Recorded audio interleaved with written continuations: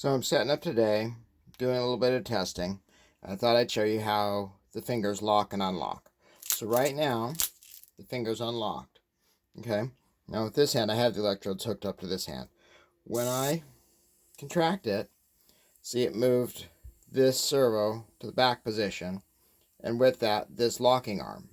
So then when I close my hand and open it back up, the finger stays locked. Okay? So now if I do just the opposite of that, now the servo goes forward and it releases the finger. So close. So open there. Let's see. And I'm so odd doing the motion with the wrong hand.